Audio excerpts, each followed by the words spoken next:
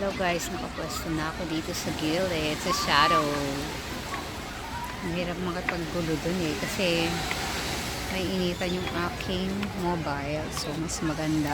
Dito na lang po muna tayo sa side. A ver. Gusto ko na maglublog. A ver.